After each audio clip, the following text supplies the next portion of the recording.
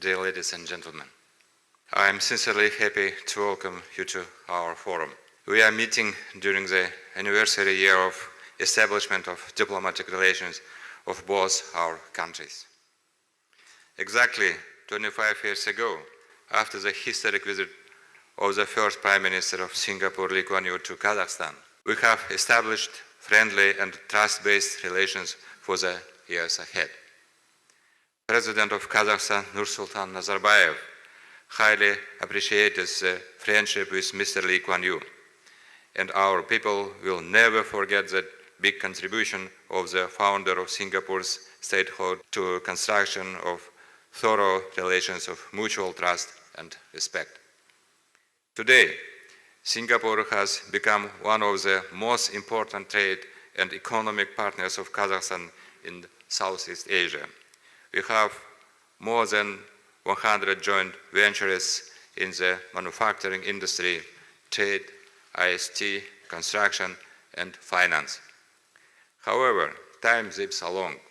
New challenges appear, but also new opportunities. The world is at a fateful moment. Global security and international trade roles are suffering pressure of many factors. New technologies and innovations are transforming the way of life. Nevertheless, our country is looking to the future with confidence. President Nazarbayev announced the course of the third modernization of Kazakhstan, aimed at creating a new model of growth and joining the ranks of the top 30 advanced countries in the context of the new global reality. A clear strategy of digital transformation of the country is being implemented. The announced two social packages of measures shall ensure the inclusiveness of economic growth and the subsequent growth in income for all citizens. The first outcomes of the strategy are here. The economic growth rate of Kazakhstan is ahead of the world average. In 2017, our economy grew by 4.1%, and for the first 10 months of this year, also by 4.1%. At the same time, non-primary sectors provide 2/3 growth. We have done a lot of work to improve the investment climate and intensify the liberalization of laws on entrepreneurship. We have improved mechanisms for the protection of property rights. We have ensured the rule of law. We've encouraged competitiveness. We have restricted monopolies. National companies Kazakh Invest and Kazakh Export were created to build effective interaction with investors on the principle of one-stop shop. Today, in the World Bank's Doing Business 2019 rating, Kazakhstan ranks 28th among 190 countries of the world. Kazakhstan became an associated member of the OECD Investment Committee and joined the Declaration on International Investment. I am confident that we have great potential for cooperation. Let me share my vision of the promising areas. First, cooperation in the field of innovations. You are aware that Kazakhstan has begun the accelerated introduction of new technologies and innovations, elements of the fourth industrial revolution. Our goal is to create a national mechanism and use science, innovations, and technologies to prepare for future development. Singapore rightfully occupies a leading position in this field. This is proven by Singapore's successful presidency in the Association of Southeast Asian Nations and the 33rd ASEAN Summit recently held in Singapore under the guidance of such ideas as sustainability, flexibility, and innovation. The government of Kazakhstan invites Singaporean companies to the IT sector to cooperate on the system-wide implementation of innovative digital methods and technologies, smart city development. Experience of Singaporean companies in creating a modern infrastructure of an innovation cluster is valuable for us. And today, right after our meeting, I will purposefully visit for the Fusionopolis Innovation Cluster. In Kazakhstan, we have already created an innovation cluster. Its core is represented by Nazarbayev University, the Park of Innovative Technologies, and the International Center for IT Startups, Astana Hub. The law of venture financing is adopted. All this creates favorable conditions for the development of an innovation ecosystem, technologies, and venture businesses. Today, I offered the Biteric National Holding to work with their colleagues from Enterprise Singapore on creation of a joint venture fund to promote startups through and with the help of Singapore to the countries of Southeast Asia, as well as in the opposite direction, including markets of the EU countries.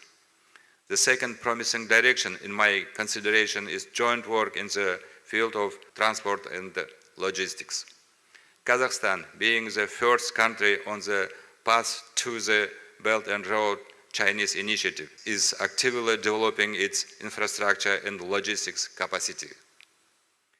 The multimodal Eurasian transcontinental corridor has been launched that links Central Asia with Europe through Russia, the Caspian and Black Seas, as well as Iran and Turkey.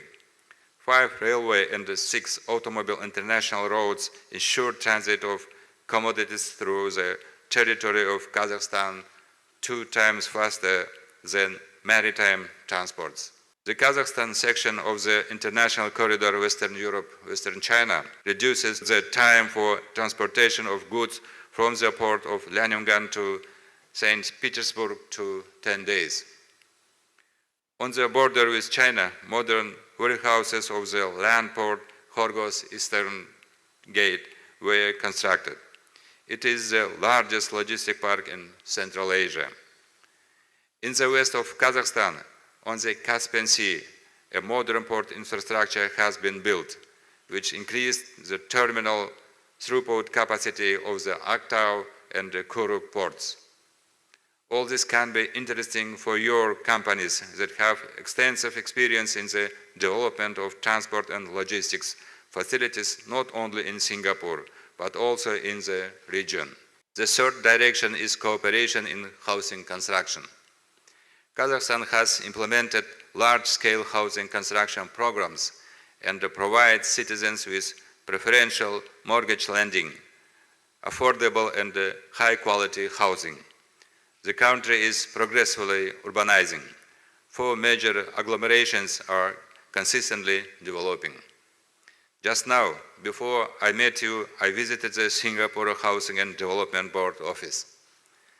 The experience of HDB is very interesting.